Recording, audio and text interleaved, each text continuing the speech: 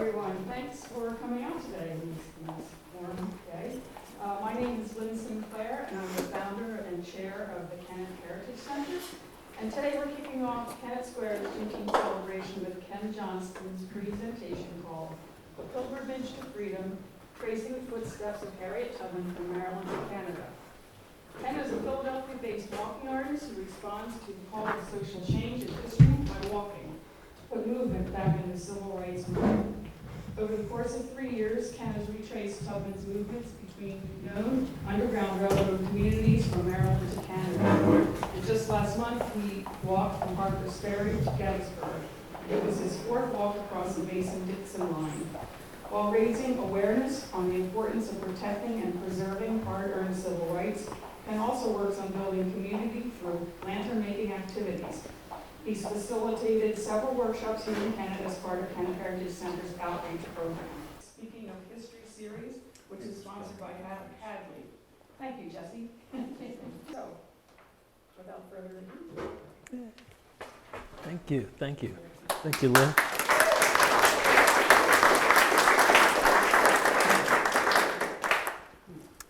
Hi, good afternoon, everyone. Again, my name is Ken Johnston, and I appreciate the opportunity to be here today. I'll be talking about my walk to Canada, tracing the footsteps of Harriet Tubman from Poplar Neck, Maryland to St. Catherine, Ontario.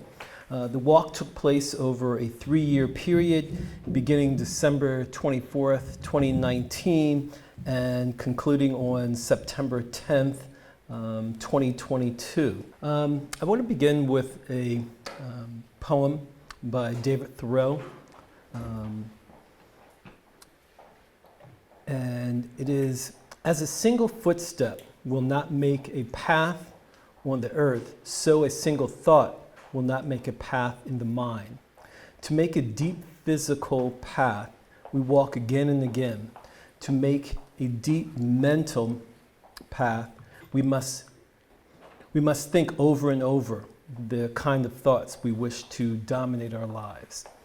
And in tracing the footsteps of Harriet Tubman, I discovered her single thought of freedom guided by God made the pathway clearer to follow for me and for many other freedom seekers.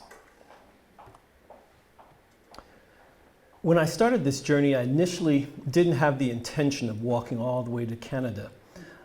Although I had been asked that question a few times over the years, so the seed had already been planted in my mind. At the time, I was trying to raise awareness about the need to protect and preserve American civil rights, which I felt had been eroded by one of the previous presidential administrations, and also by some of the change in climate in this country. I wanted people to put movement back in the civil rights movement, which I felt were being threatened by social backlash of progressive ideas. In 2019, I was seeking a short end of the year wind down walk. As the last light, and this next part is a description of when I arrived in Niagara Falls, what it felt like when I was there.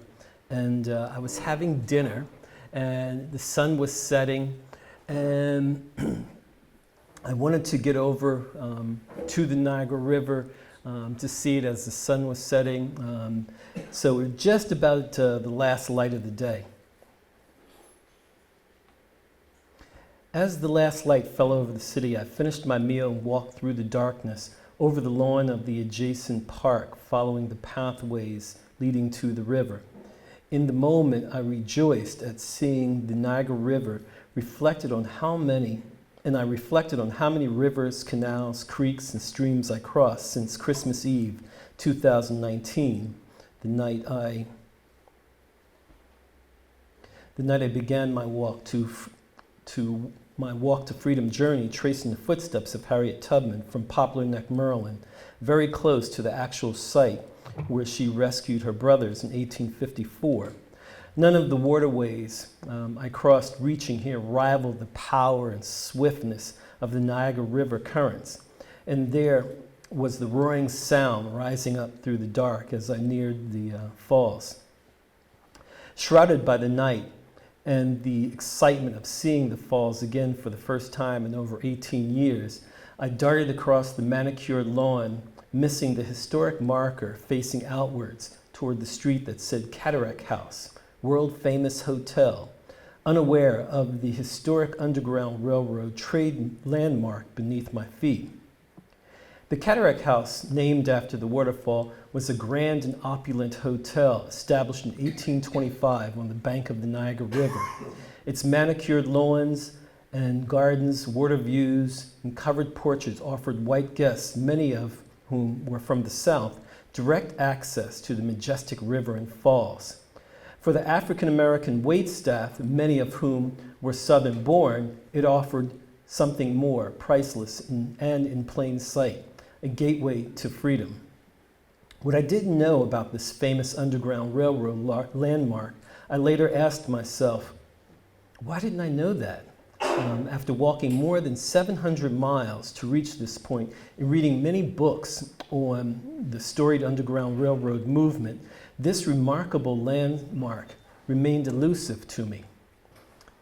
To this day, many Americans and Canadians of all races only have a basic understanding of the civil rights struggle of African Americans, from slavery to the Black Lives Matter movement. And the Cataract House represented the nexus of that struggle on the international border between the United States and Canada from the 1830s to 1865. Here I was, standing on top of layers of soil and resistant bedrock, unaware of the relatively unknown, extraordinary tales of African American history buried beneath me. This archaeological dig covered communities formed out of associations, families, marriages, births, tragedies, and freedom. I wondered how many historical sites on my walk to freedom journey did I miss or step over, walk upon, or come close to, unaware of the significance or our struggle or resistance in such places. Discovering African American history from one community to the next is a disjointed experience for most seeking to learn more. It can be like walking down a potholed dirt road created by spring rains. Some of the story appears in one place, but evidence of the whole story resembles a massive debris field spread across thousands of miles from the southernmost border of the United States to Canada, erased and scraped across the landscape by time like a receding glacier. Yet, when you scratch the surface of the landscape, one will find a mix of early indigenous, European, and African communities, churches, graveyards, pottery, cookware, African spirit cache, historic records, and the soul of souls protruding out of the ground, revealing the community life we left behind, created under the harshest conditions over centuries on this land. Author Clint Smith, in his book, How the Word is Passed, notes, "We do not have anybody who witnessed the Atlantic slave trade among us anymore.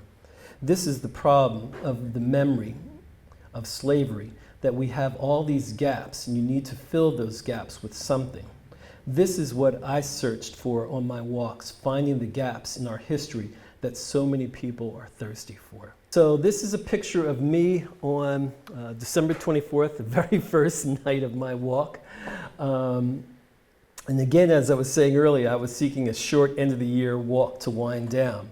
I had completed 2 walks earlier in the year, one across Northern Ireland commemorating the 50th anniversary of the Belfast to Derry Civil Rights March, and then a second one across Puerto Rico.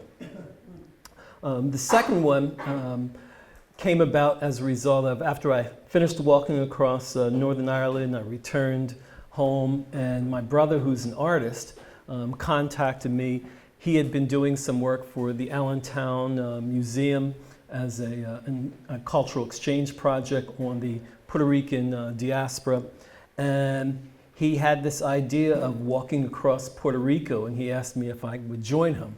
And he wanted to do it in September, and I was like, oh, that's like hurricane season. That's the hottest time of the year there. And he's like, I know, that's the idea. Not wanting to say no to my brother, I said yes. And not only that, they had been pressuring me for a number of years to move back to Philadelphia from Western Massachusetts, where I was living at the time. And so I relented, and after over 20 years of living up in Massachusetts, I moved back to Philly. So I've been back to Philly about 3 years now. Again, this idea for this walk, it came about when I realized that all the memories that I have of the Mid-Atlantic area in Philadelphia were childhood memories from growing up in Germantown, Philadelphia. And so I really didn't know the area when I got back here. And so I thought about a short walk, something under 100 miles, that would help me connect to the region again, the way I connected to walking the landscape of Ireland or Puerto Rico. I was looking for that kind of contact. And so I started researching. I had been looking for some kind of walk that was traced by freedom seekers. That was what was on my mind, and that was what I was looking for. And right about the same time, there was promotion of the new Harriet movie. And I thought, that would be a really good connection there. And my brother was like, I'm not so sure, being an artist, right? Critical artist. He said, Harriet, that story everybody knows. And I'm like, well, they know it from, childhood books, but they don't really know about her life. And he wanted me to try to find another subject, someone that people didn't know, which I thought was a great idea, but I wanted to connect it with Harriet Tubman.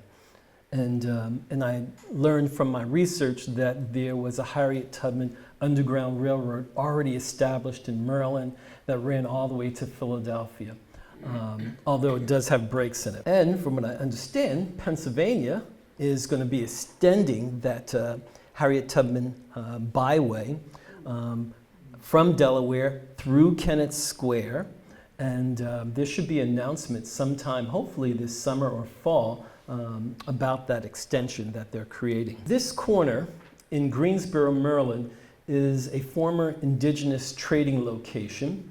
Harriet Tubman followed many old Indian pathways north to avoid detection whenever possible.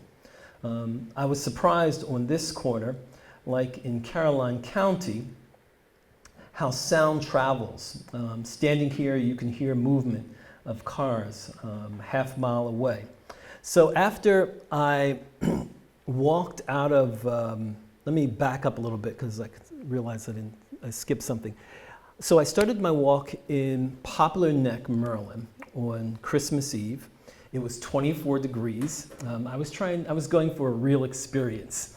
And most runaways escaped around that time because they had an extra day off.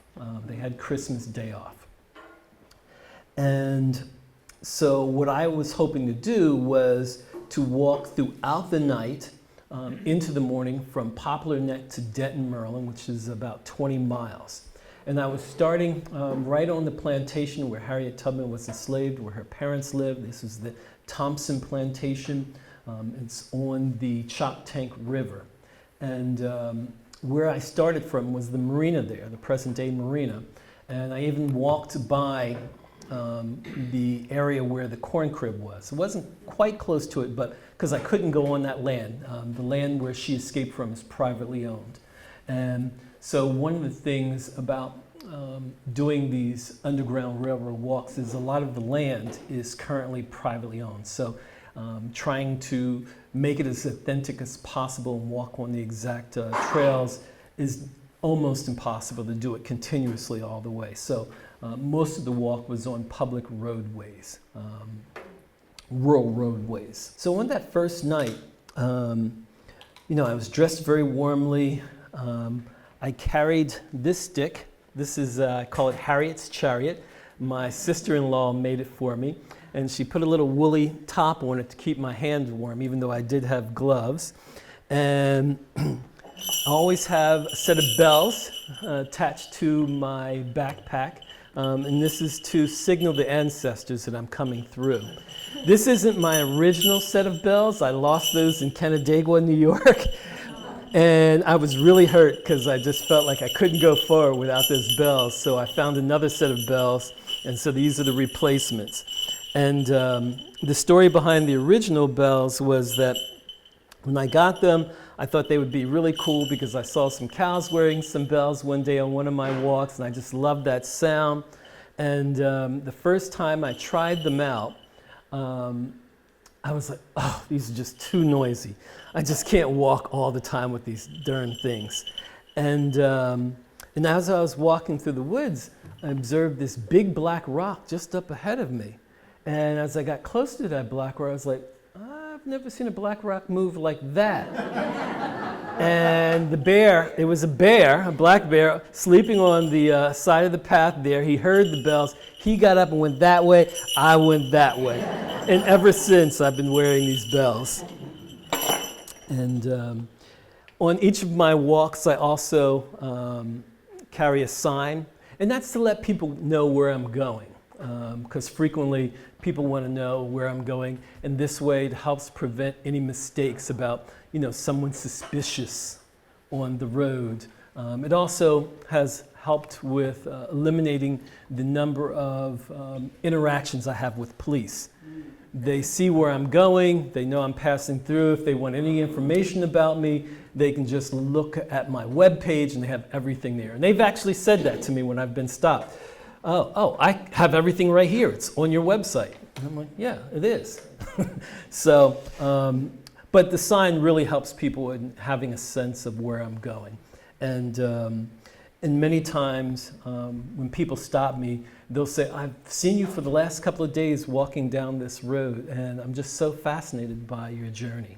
And so that's why I wear that. The routes that I traveled through Caroline County was provided by Jock Walsh. He's the president of the Caroline County Historical Society.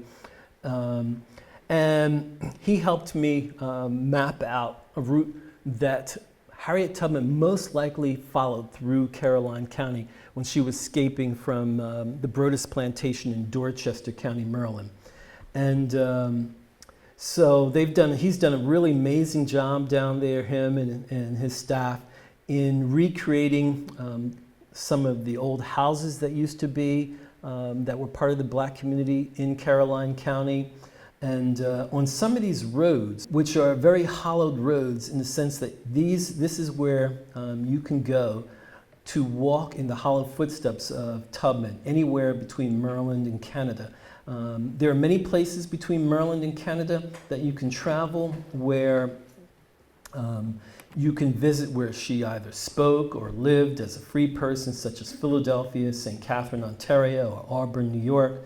But to walk on the very roads she traveled, or to get a sense of the landscape as it existed during her time when she was escaping enslavement, Dorchester and Caroline County offer the best opportunity to connect with her early life there. It was along these roads, the strength of her story and the spirits behind it formed around me, encouraging me to keep going. It was also during this early part of my journey that I felt the spirits laugh at me for believing this would be a short end-of-the-year walk. Each step across this flat landscape of farms, poultry processing plants, and ranch-style homes became a step away from the memory of its cruel past and a foot forward to the present of unhealed wounds and new channels of bigotry. So I'm skipping ahead a little bit. This next section is about my walk from Wilmington to Kennett. This is the bridge over Christiana. And so what I'm going to do here is read to you a few paragraphs from a draft that I'm writing. After I completed my walk to Canada, I was approached by a small publishing company. They asked me if I would be interested in writing a book, and I said yes. And so I'm going to hear a few paragraphs that I've been writing. The sun was setting when I arrived at the Harriet Tubman Thomas Garrett Riverfront Park in Wilmington, Delaware. The walk from Newcastle to Wilmington was my shortest journey thus far in the walk, at only 6 miles along Route 9 before turning left on Rogers Road to South Market Street. Leaving Newcastle, I passed tall reed grass, which had become my landscape friend since starting in Poplar Neck.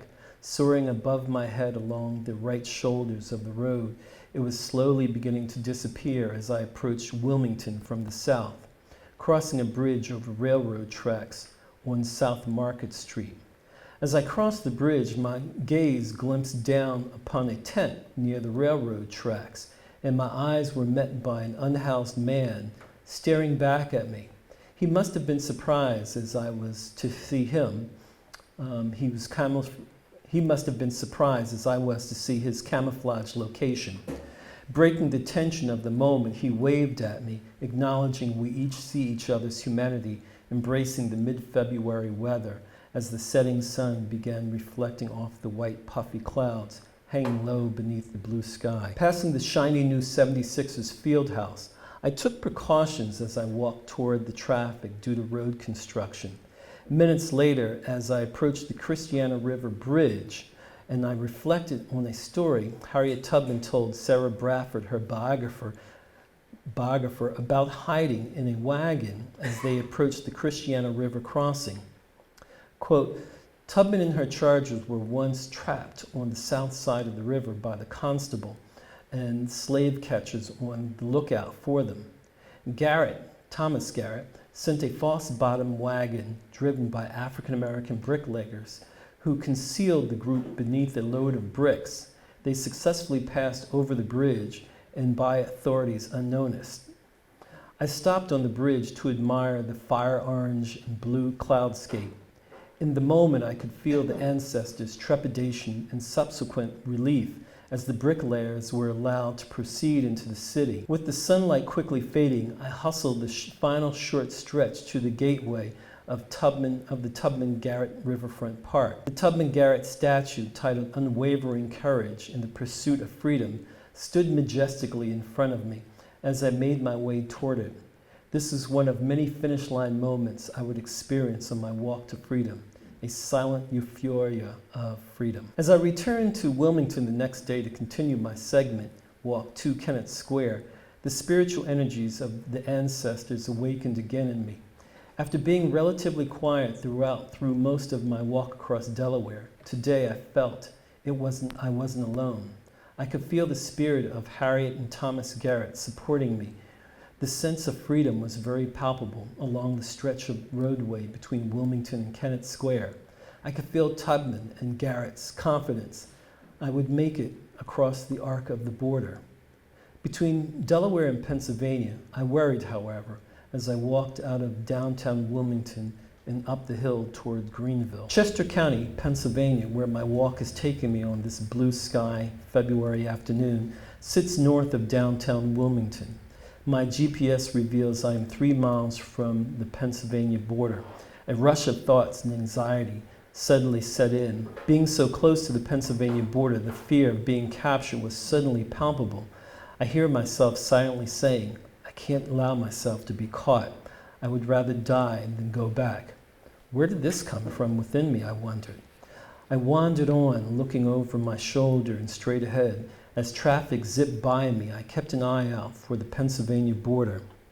At the Winter Thur Museum, I veer off Kennett Pike and left on the Old Kennett Road, still no visual sign or markings of the border. The landscape around me suddenly begins to change from a flat river valley with patches of phragmite close to the water channels to spacious brown fields lacking snow coverage. Rustic wooden fencing outlines some of the large estates along the road to Kennett Square, to Kennett Township. Geologically, I'm crossing the foothills of southeastern Pennsylvania Piedmont. At the old Kennett Road turn stands the Lower Brandywine Presbyterian Church. With no shoulder, I carefully walk toward the traffic in the southbound lane over a series of rolling hills. I'm not lost, but I'm in a place where I definitely stand out walking alone on a road where luxury cars pull into driveways and then disappear around bends and over hillsides. A dead deer carcass suddenly appears on the roadside to my right. I haven't seen one this well picked over in about 40 miles. A turkey vulture hovers in the trees above me, waiting to resume its unfinished business. Just past the dead deer, a road sign proclaims Kennett Township, Audubon Bird Town, Pennsylvania. I've made it to the Free State. Tubman told her biographer Sarah Bradford in 1869, I had crossed the line, I was free, but there was no one to welcome me to the land of freedom. I was a stranger in a strange land, and my home, after all, was down in Maryland because my father, my mother, my brothers and sisters and friends were there. But I was free, and they should be free. As I reflected on Tubman's famous quote, I understood viscerally, perhaps more than Bradford, in this moment what Tubman felt.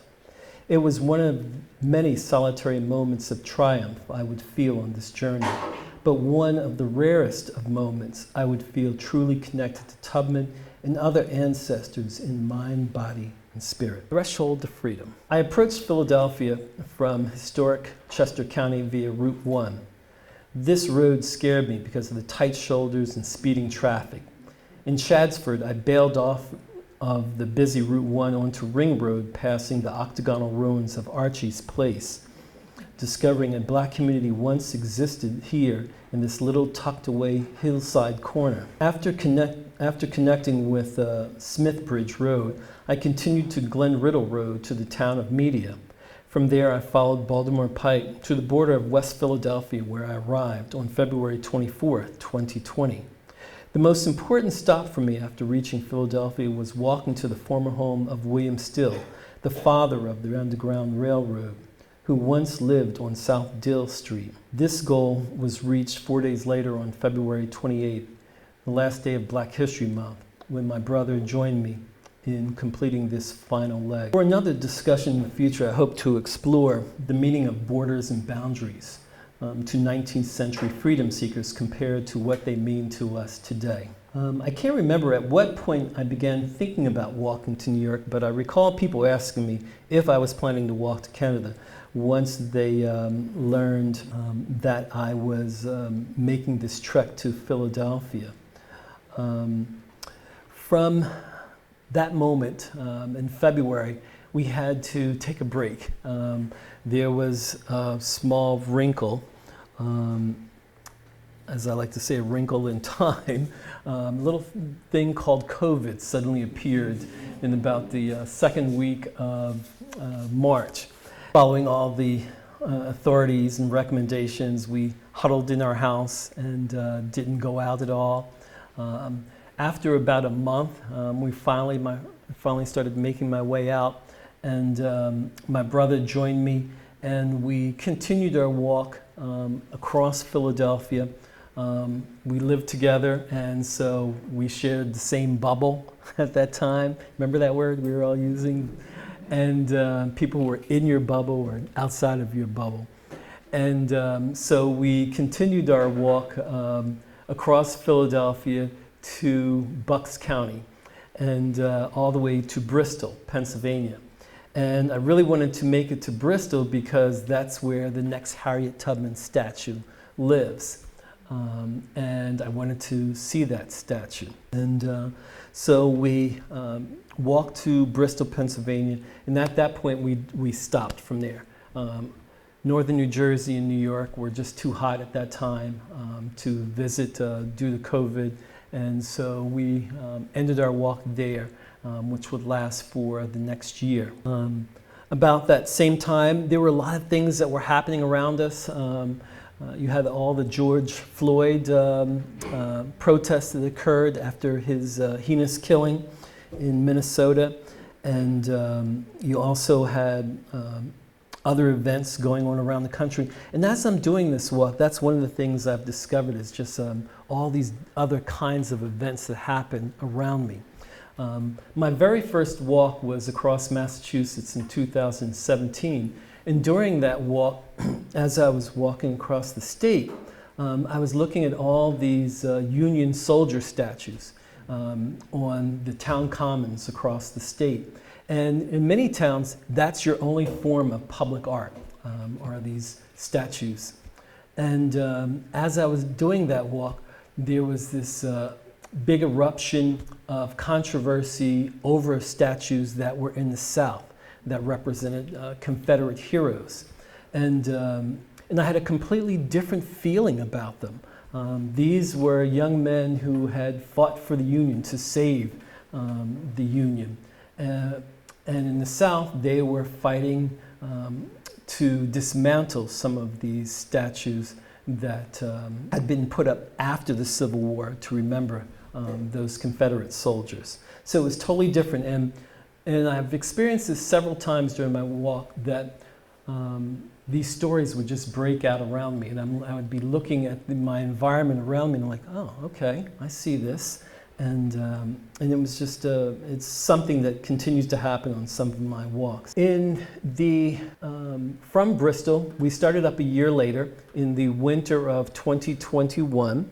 My brother and I and his dog, Shayla, we started a walk from Bristol to New Hope, and our goal was to try to reach New York.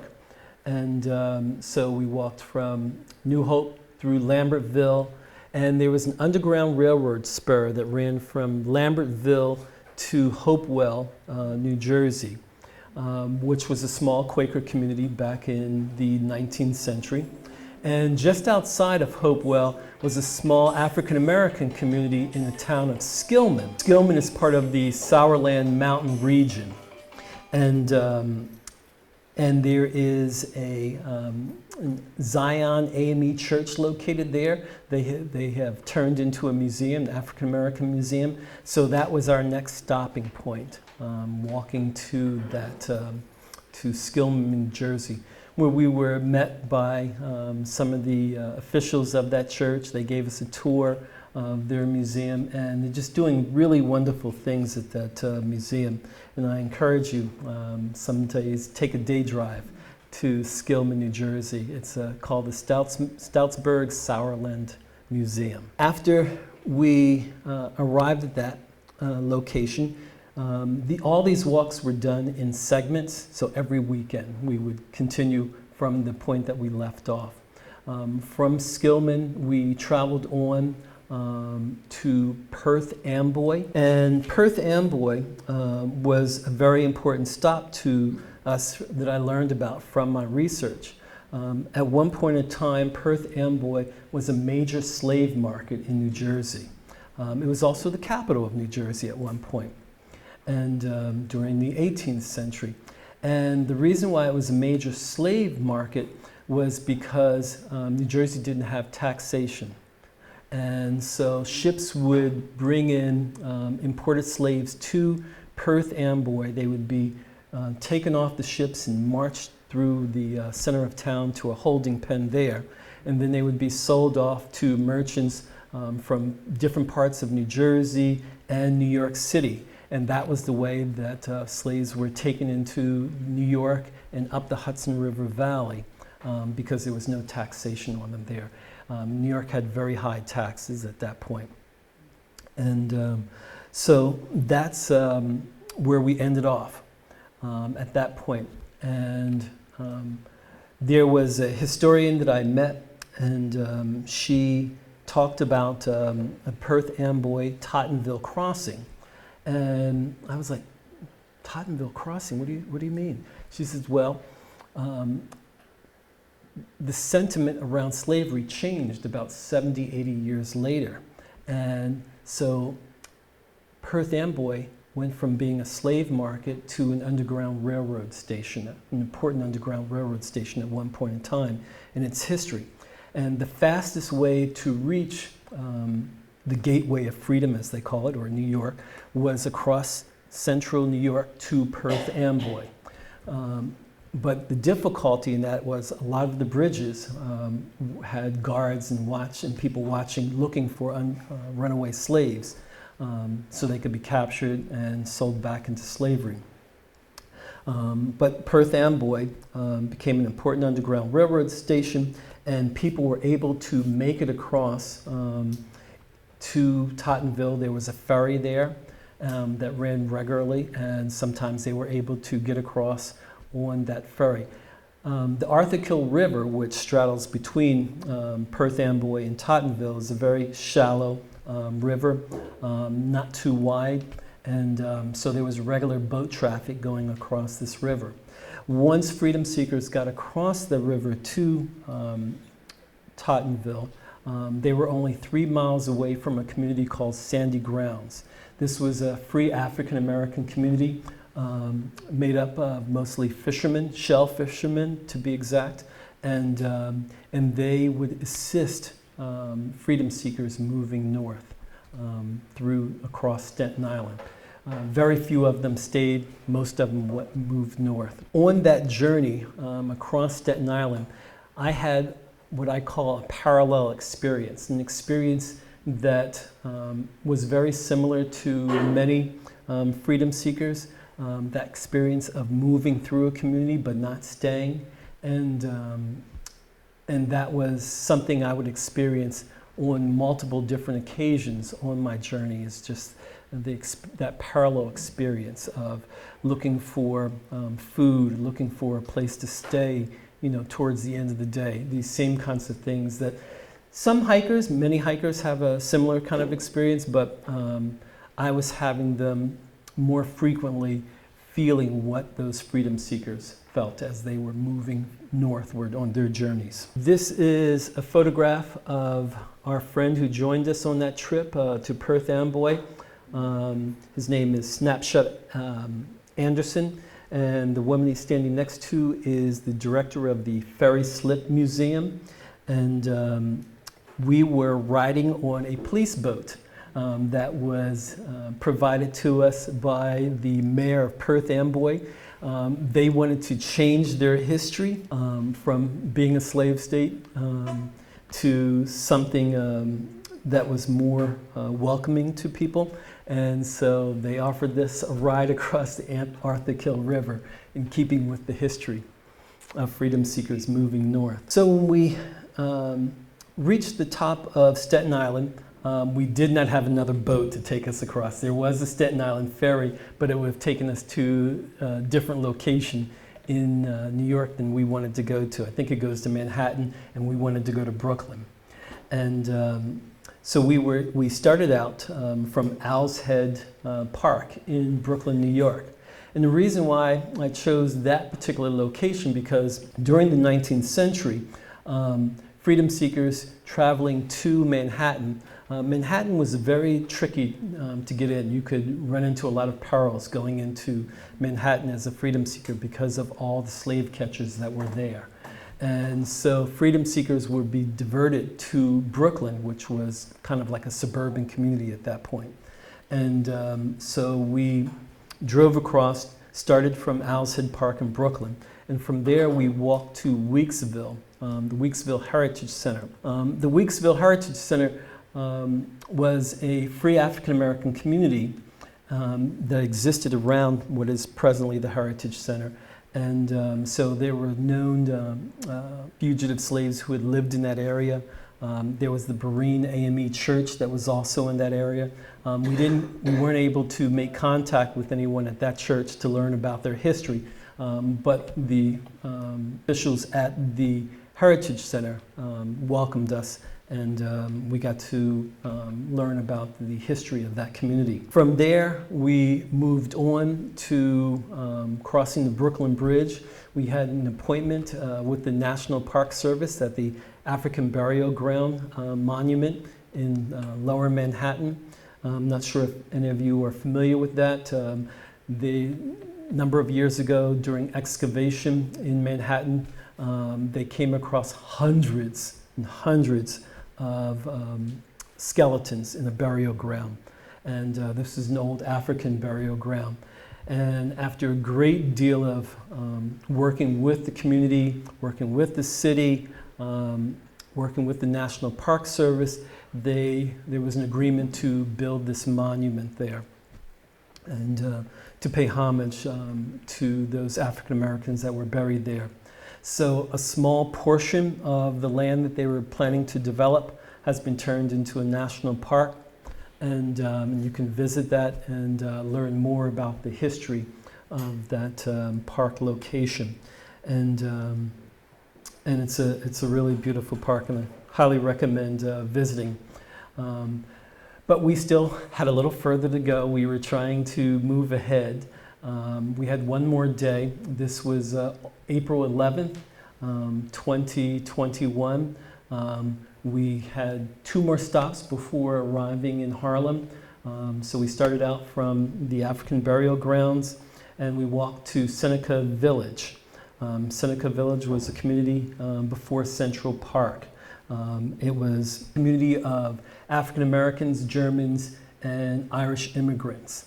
And they lived there up until about 1853, before it was taken over by eminent domain by the city to create Central Park.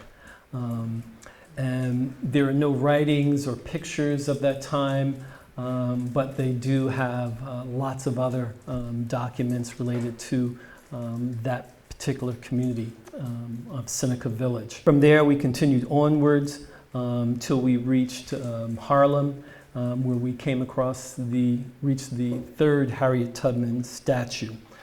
This is a Swing Low's statue, and it's part of the Harriet Tubman Memorial. So on this journey, I was also trying to use as a marking point each of these Harriet Tubman statues from Delaware to New York.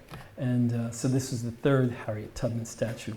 My favorite Harriet Tubman statue, and there's probably about 6 or 7 across between here and Canada, is the one in Wilmington, the Harriet Tubman Thomas Garrett statue. I just love that. And I highly recommend visiting that statue. Here's 2 pictures. This is the one of our walking crew when we arrived April 11th, 2021.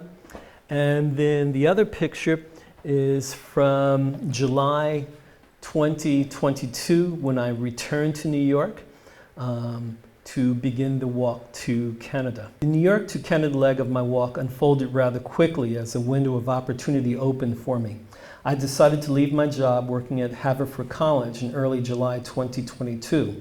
With no commitment before September, I pulled my backpack out of my closet, updated my website, mapped out my potential routes from the Swing Low Harriet Tubman Memorial statue in Harlem, where I finished my walk in the spring of 2021.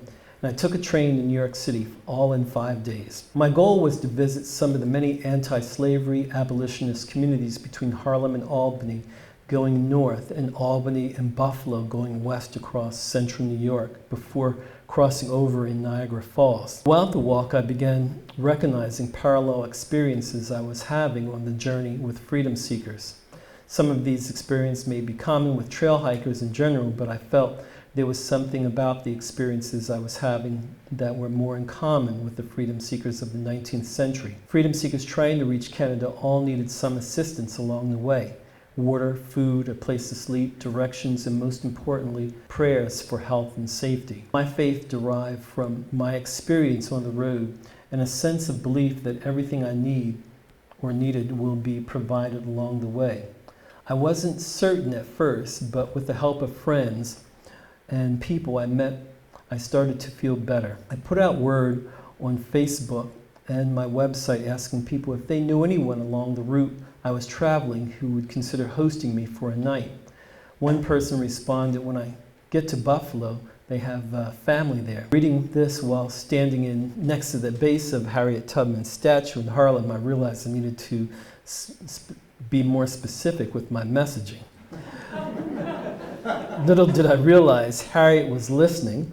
As she did for dozens of others, she would guide me. Andre Kermit, a New York City artist and friend of my brother who walked one day with us across Brooklyn in 2021, joined me for part of the first day as I walked to New Rochelle, about 13 to 15 miles from Harlem. The weather predicted to be hot, in the upper 80s, low 90s even. I left Philly early that morning, but by the time Andre and I met up at Penn Station and made our way uptown, it already was past noontime. And when we arrived in Harlem, a group of French tourists came along as Andre and I were taking pictures of the statue. The guide talked about Harriet Tubman and compared her to Joan of Arc and noticed my sign. He explained to the group I was planning to walk to Canada in honor of the 200th anniversary of Harriet Tubman's birthday.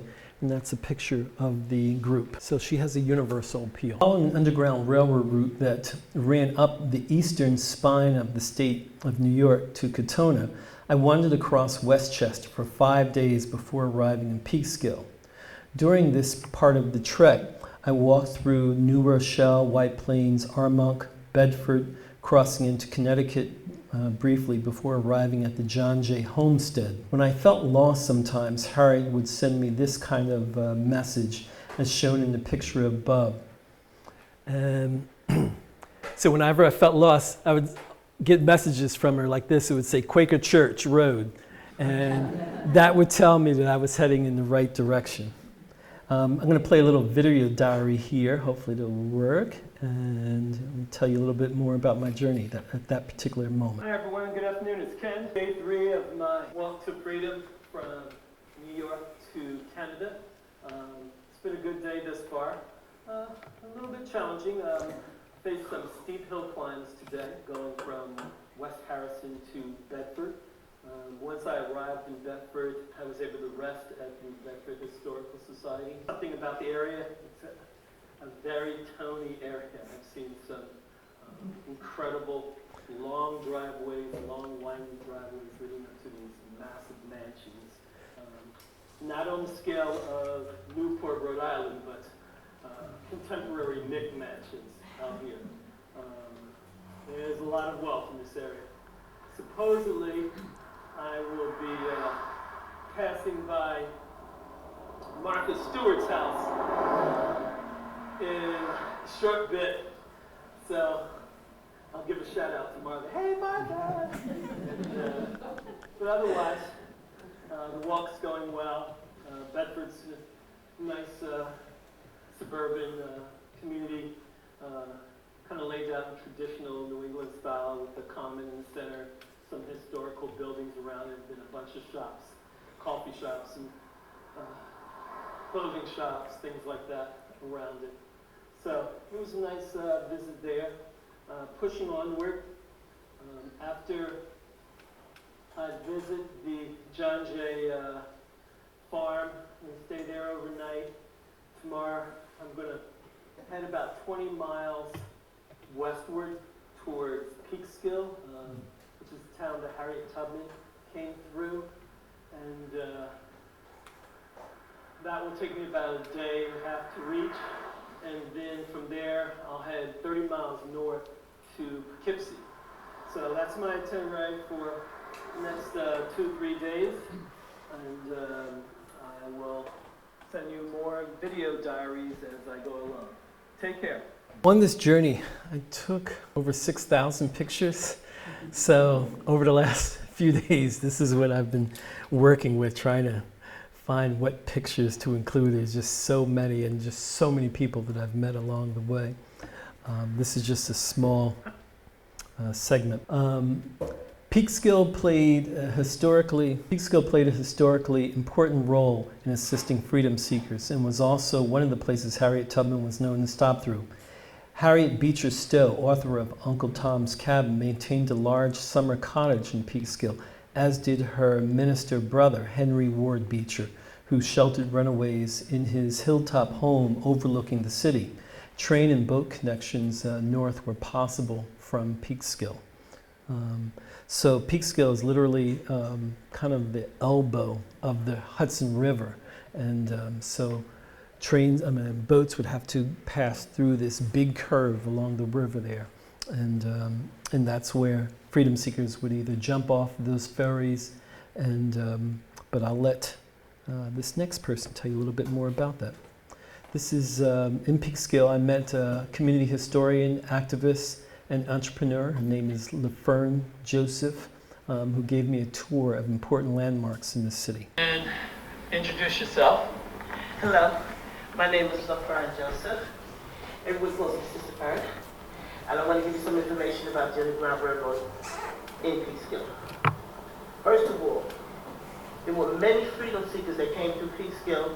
They came up by land, they came up by rowboat, they came up by foot. And they made their way here, and they would come up by way of the Hudson, and they would follow an area called McGregor's Brook that would bring them wading in the water all the way up into the middle of town. And I will show you.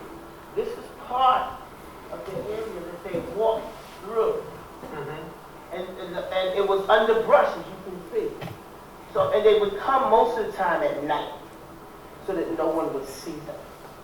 So, and I'll show you where it began. And so on that particular day, she was taking me to some of the important landmarks in the city, including this creek, to show me how people would arrive. And there also, when we visited Henry Ward Beecher's house, she was explaining about there was a tunnel that was built underneath the house that led into these woods that freedom seekers would sometimes be led through to escape in the woods if the house was being searched. And again, after the 1850s, you know, sheriffs and constables could just come search your house if they believed that you were harboring or aiding runaways. Met lots of friends on this journey. Unfortunately, I don't have the space to show you all of them. There were just so many people. On those first few days of my journey, I was like, okay, I gotta figure something out. You know, I don't mind. I carried the tent with me, and I don't mind sleeping on the road. You know, 4 or 5 days a week. But after 5 days in this kind of heat, you get a little funky. And so a friend of mine, she's a Quaker, and she put out word across the New York State Quaker Net, and so I was getting lots of people saying, hey, you can stay with me. And this was one family that I stayed with. This is in Hyde Park, New York. This is Richard and Pat and their friends. They opened their home to me, and I was just so grateful to just have a joy of proper bedding after 4 or 5 days of 90-degree weather, just sweating. Even when I went to sleep at night in my tent, I'd be sweating. And so it was really wonderful staying with this family here. From there, I continued my journey northward through Rhinebeck, Tivoli. Great ice cream shop in Tivoli. People kept telling me for 2 days, when you get to Tivoli, they have great ice cream. And it was true. Passed through Bard College to Germantown. I'm from Germantown, Philadelphia, so I had to see Germantown, New York. And then met some really wonderful people in Hudson, New York also. One of the things I wasn't quite prepared for going through Hudson Valley was learning about Dutch slavery and its existence there. And one of the places that I stumbled across was a place called Maybe Farm. And this gentleman, he's the education director there. And I'm going to let him tell you a little bit more about that. Hello everyone, my name is Michael Dyer. I'm Director of Education here at the Connecticut County Historical Society. We're the ones who manage the Maybe Farm Historic Site today. We are a small historic site, a museum in Rotterdam Junction, New York. Our historic home was built in 1705, which is over 2 times last year. And well, the story of the Maybe Farm is important for us to tell because it's a story of so many people who made their life here in the Mohawk Valley. The Maybes were no one particularly famous, but their story, we can extrapolate from that and learn about the history of this area quite well. And unfortunately, part of that history is also the story of slavery. There were at least 12 enslaved people that we can identify who lived and worked and possibly even died here at the Maybe Farm. So, in death, they would have been, well, separated out from the Free family. You can see this is the Maybe family cemetery here behind me, with pretty well-maintained graves, pretty well established here.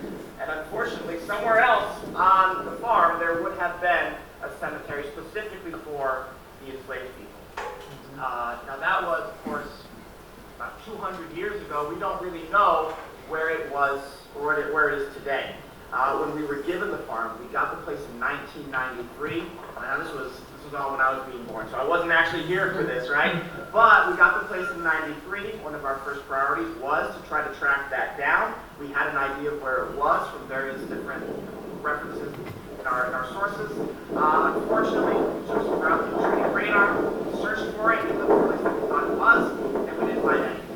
So we still have kind of a bit of a search on our hands. We don't necessarily have the rates at the moment, but if something comes up, we'll be sure to follow up whenever we get.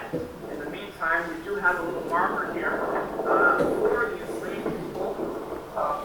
And some of the ones that we have names for. We don't have names for all of them, but we do have Sam, Sip, Jack, Bate, Jim, Cato, Dean, Anthony.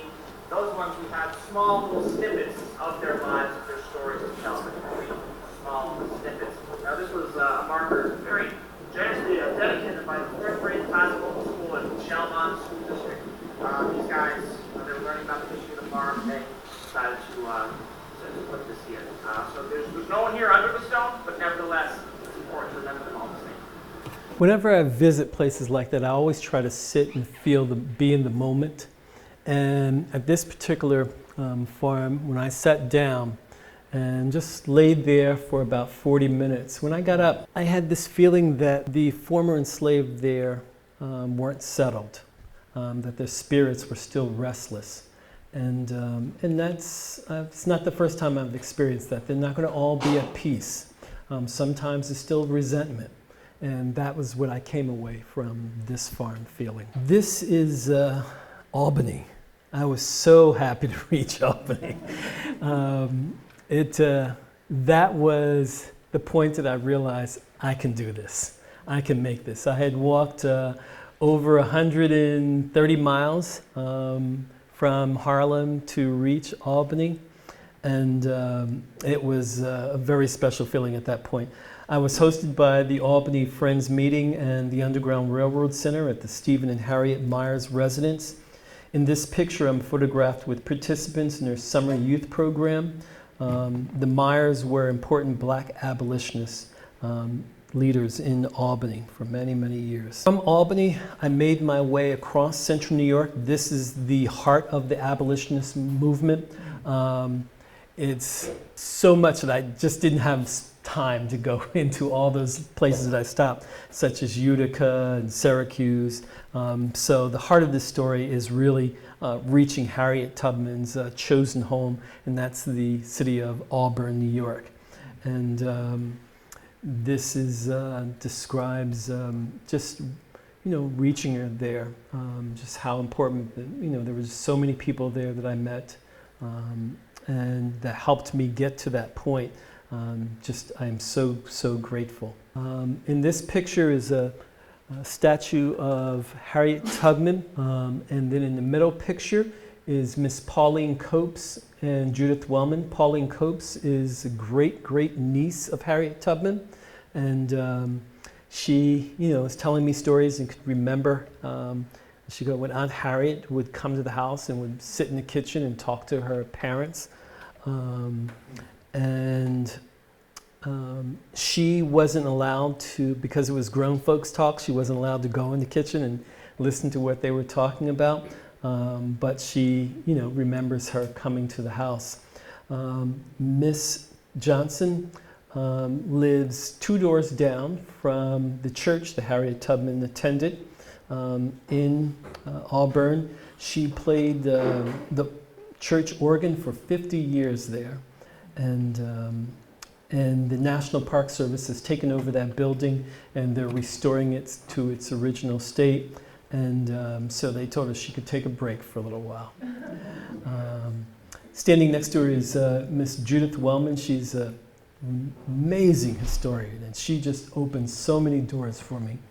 Just really incredible person who guided me across central New York as I was moving across that way, just telling me, introduced me to people who were part of that story, and they could tell me more about those communities and the Underground Railroad movement in those particular towns and locations I was going through.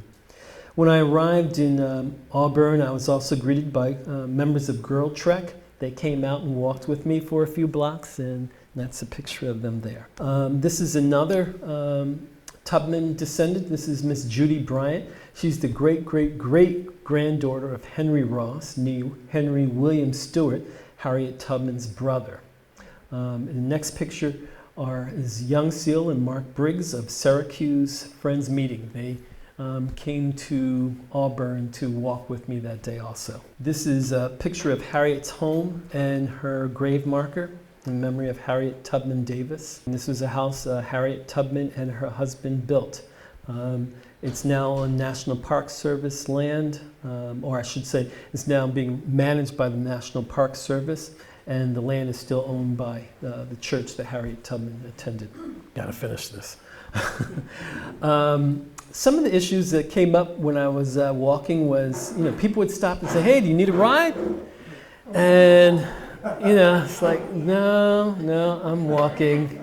It's like, "You sure?" And they would I've actually seen people get mad that I would turn them down. Like, "No, I'm walking." And, but one of the reasons also was, it was an issue is because Harriet didn't walk all the way to Canada. She came along at a time when there were the technological changes of railroads. And railroads started running all across New York State. And also there was the Erie Canal. And so then there were carriages that you could take across states. So, there were multiple options for getting across the state. And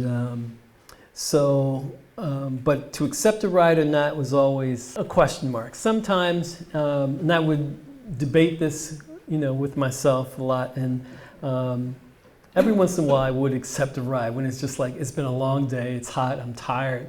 I have, just 5 miles to go. It's okay. And so I would do that. In this other picture above, it's I'm in Rochester, New York, and I'm paying homage to Frederick Douglass, and that's his gravestone there. Below that picture, we've all heard of trail angels. Well, this is my godsend. This is Kelly Guilfoyle. This is a woman I met on the street in Geneva, New York, and she started asking me questions about what I was doing, and she was just so fascinated. She's an event planner. She was like, "Dude, we got to get you a hotel room. Find a hotel that'll sponsor you." And she was able to find hotels from Geneva all the way to Niagara Falls that would sponsor me on different nights along the walk. Just really, really amazing. Very grateful for her. This is arriving at the international border, crossing the Rainbow Bridge. That's Kelly again. She came out with her daughter and they walked across the bridge with me. So that was my family walking across to Canada. And just very, very excited at that moment. I think my reflection back is, how did Harriet Tubman do this 13 times? I mean, it's just such a long journey. And that's why, many stayed, not a whole lot went back. It's just a big journey.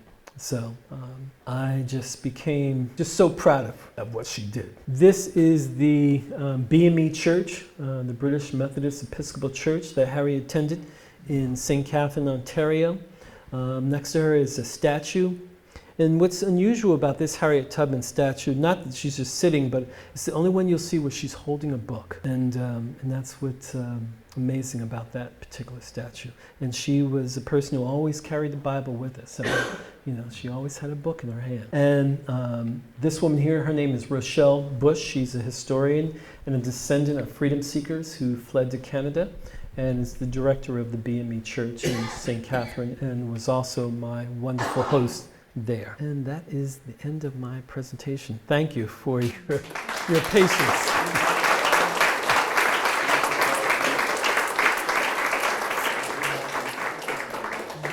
I will be happy to answer any questions you may have. Did you encounter any hostility other than the bear, and the bear wasn't really hostile, so from people, or were people pretty nice? No hostility. Every once in a while you'll get someone who drives up from behind you, because I'm always walking on the left-hand side of the road, walking towards the traffic for safety's sake. And someone will come up behind you, they'll read your sign, and they may disagree with it, and then you'll hear them gun their truck past you. That was some of the most that I would received. Food. Were you able to forage for food at all, or how did you, the majority of your meals, how did you obtain them? This is 2022. I stopped at restaurants along the way. I didn't carry food with me. I dined out while on the road frequently. Many of my meals were paid for. People would stop on the way and they would spontaneously, give me $10, $20 here. This is for your lunch or this is for your dinner. And that helped me with paying for meals. What I learned walking across New York is food is very expensive. That was probably the biggest part of my budget. And I wasn't eating, expensive meals or anything like that. It would be, a breakfast and a lunch. You got to really manage your diet when you're on the road because what goes in's got to come out at some point. And there's not always bathrooms nearby. And so I would just be careful of what I was eating and taking in. I have a question about all the monuments to Harriet Tubman. When might they have been put up? Did any of them have dates? I mean, are these within the last? Oh yeah, last 15, 20 years I think has been the most. There are about 6 to 7 different Harriet Tubman monuments between here in Canada. Bristol, one was, that probably took about 8 years to be erected, and they had to raise the funds, they had to select an artist. There's a long process there, but leading that was one of Harriet's descendants. Harriet used to go through Bristol. That's where the canal enters into the Delaware there, and so that was a frequent stop of hers.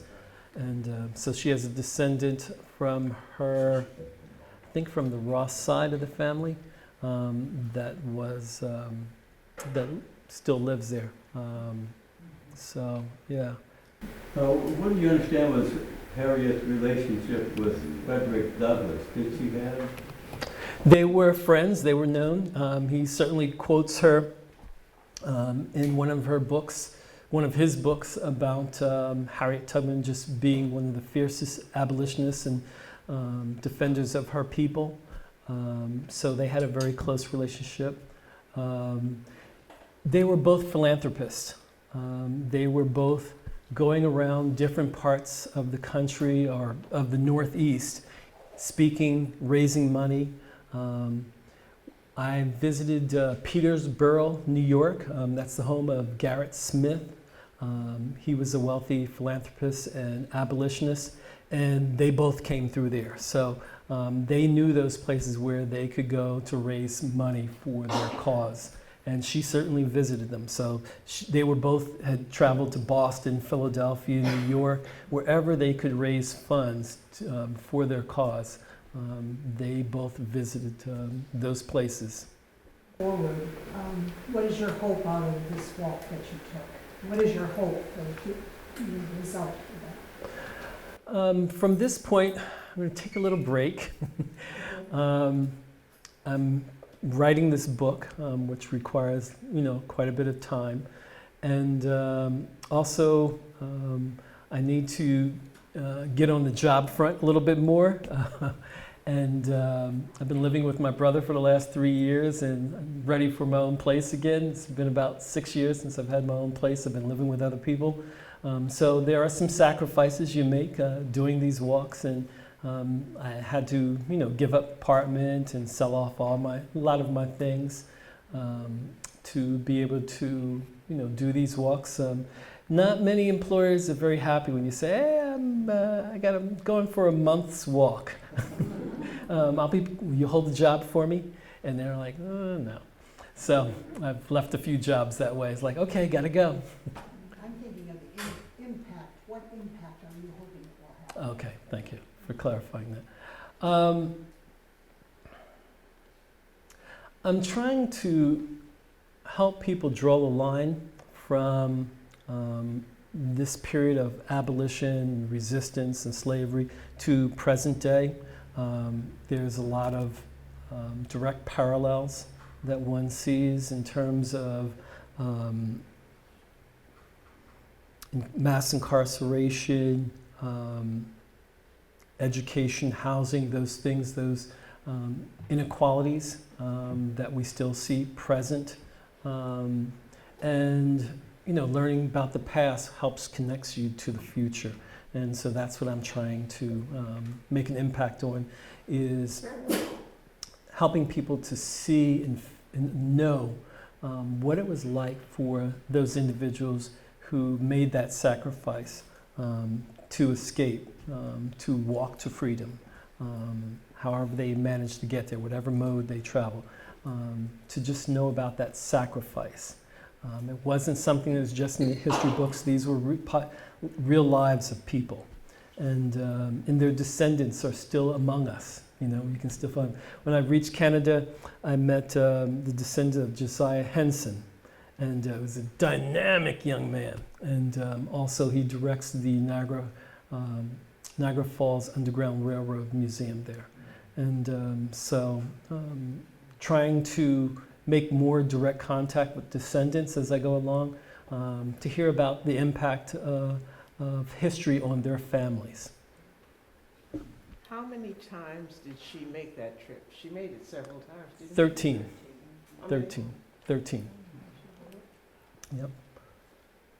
And And that's from Kate Clifford Larson. She's her modern day biographer, and she was the one who's been able to determine the exact number of journeys that she made. I think I just read she just died in 1913, and when I think about that, Yes. and that is true, I think, is that Mhm. my father was born in 1917, my mother was born in 1918, and you think about a person like that, she only died in how short a time that is. Yes, yes, it wasn't long ago. On one of my journeys, after reaching New York, and before I started New York, I was visiting the Burlington County Underground Railroad Museum in New Jersey, and I met a woman there, and I was doing some research, because on my walk across Delaware, I kept looking at the Delaware River, and I kept looking across, seeing New Jersey, and I'm like, I wonder if Harriet Tubman crossed over into Jersey. And I really wanted to find out if she had ever crossed over.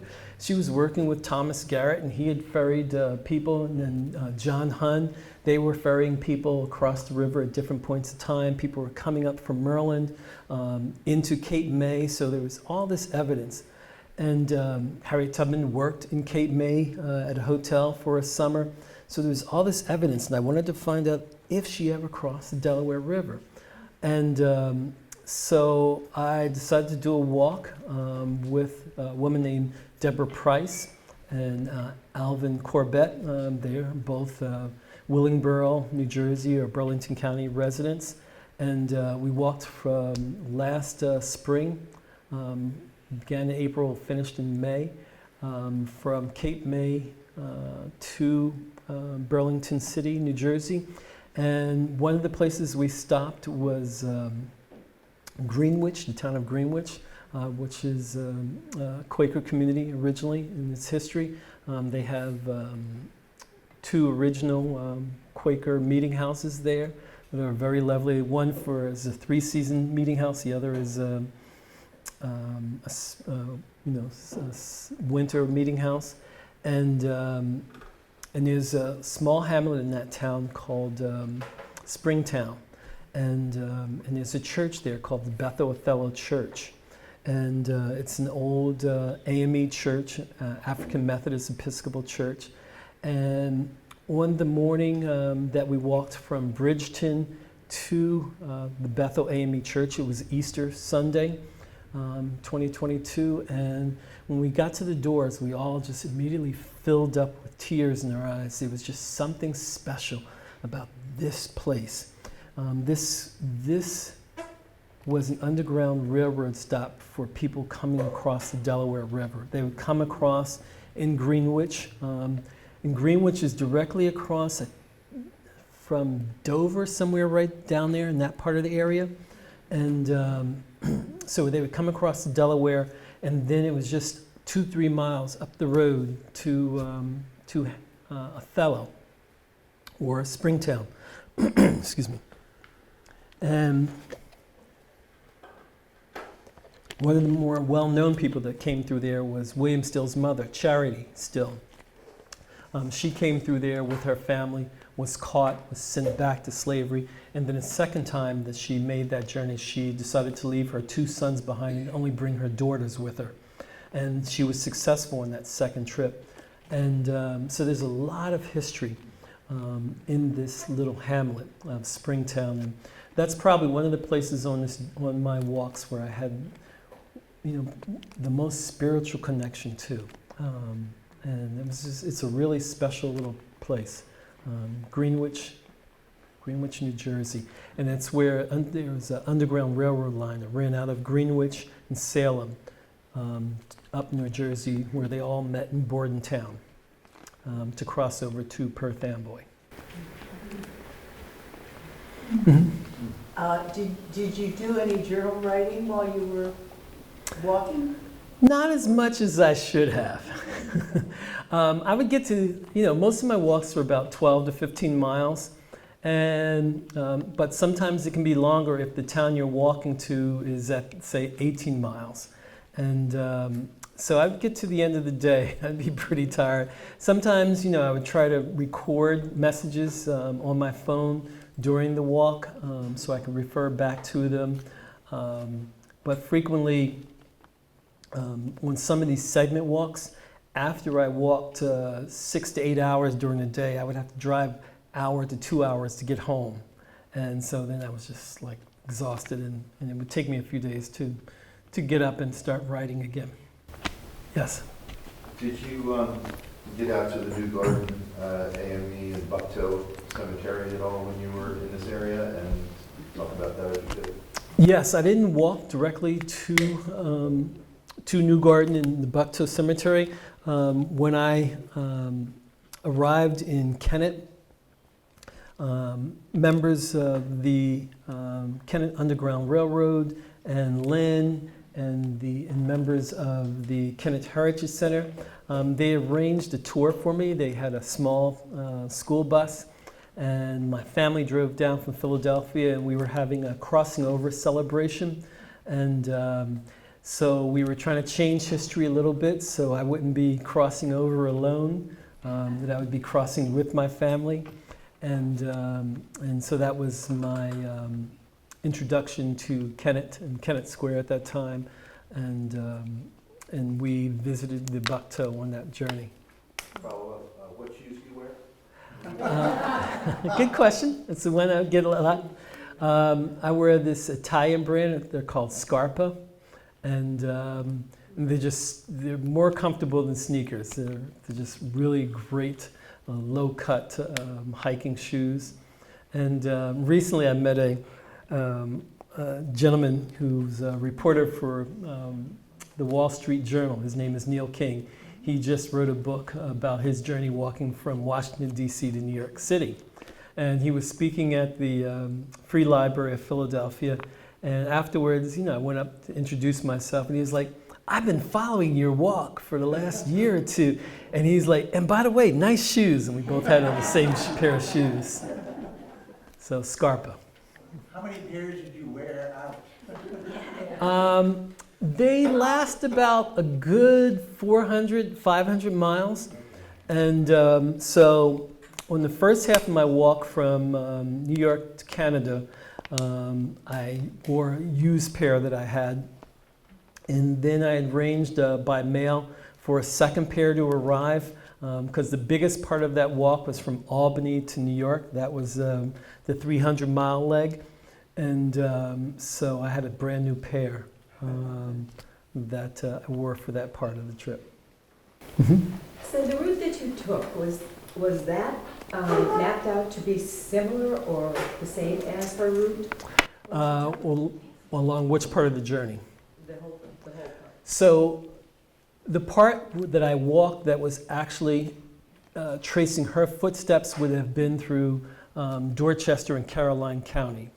Again, that's the place where you can go, where you can walk roads that are still the same today as when she was in that early part of her life when she was fleeing enslavement. Did you pick where to go? There are so many sites. Well, in Caroline County, Jock Washington, Caroline County Historic Societies, they've spent a lot of time on that question, and they have been able to narrow it down with like a 90% certainty of those roads. And when you walk some of those roads, you can see why she would have chosen those roads. I mean, those roads are so sparse and so quiet that if there was a car a mile away coming down the road, you could hear it. That's the way sound passes in that area.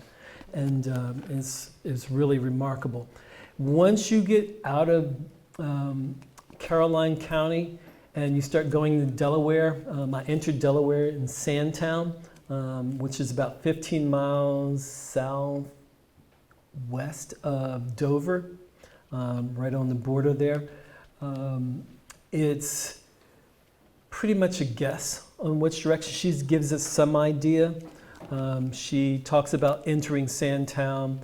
There was a sizable free black community in Camden and also Dover. You had Samuel Burris, who was an abolitionist, black abolitionist and Underground Railroad agent in that Camden area that assisted a lot of freedom seekers. Then the next time she gives reference to passing through Delaware, she talks about Blackbird Forest. There was a free black community that lived there. And I just want to hold on to Harriet's chariot as I talk about that. And then it gets a little hazy till you get to about Kennett Square, well, Wilmington, till you get to Wilmington, and then into Kennett Square. I walked into Kennett Square twice in two different directions, one by myself in 2019 and 2019, 2020, and then a second time with a group called We Walk with Harriet. This is a group that was led by Linda Harris from Maryland. She came through Kennett Square with a group of 7 women. They walked from Dorchester also. And on that second trip in, do you remember what roadway we came through? Came up through Bucktown. Was that through Bucktown? Okay. And what I discovered on that trip was just why Kennett was just so ideal to come through. There were just all these different roadways from Delaware into Chester County.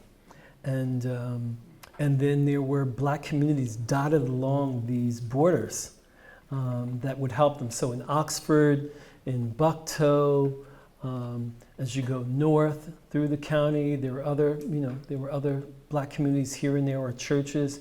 So and this is a pattern that you see not only here and also some of the other states further west, Indiana, Illinois, along the Ohio River. There would be these black communities stationed along the borders of these states, and they were there to welcome freedom seekers moving north. Did she ever meet Octavio Cato? I don't know. I'd have to look at a timeline again of the two, because she freed herself. She liberated herself in 1849, and I don't know the Cato story very well. He was tight with Stevens. I mean, they did a lot together. Mm-hmm. Yep.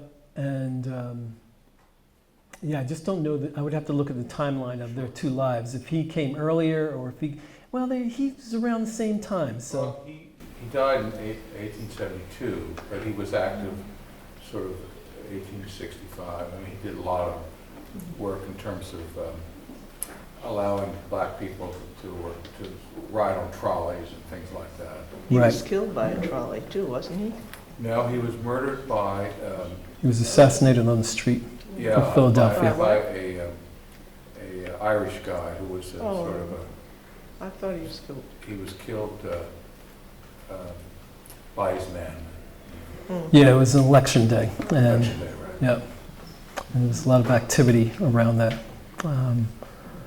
So, yeah.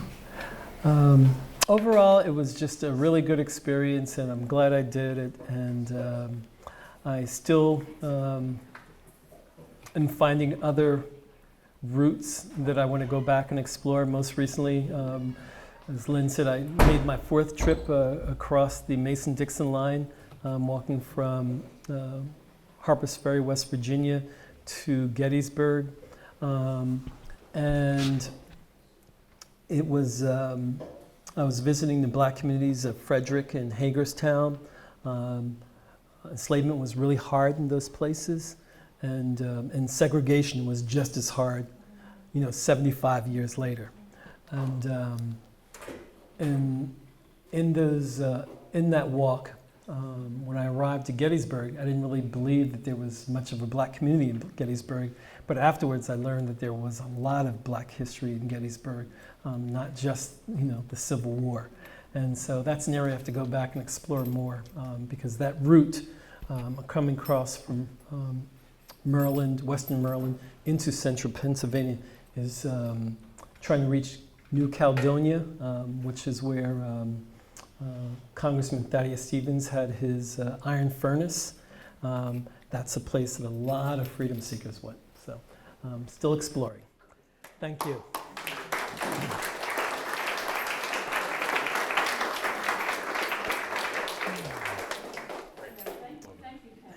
So, if you want any of this literature, we have up here for our upcoming events. Again, please help yourself.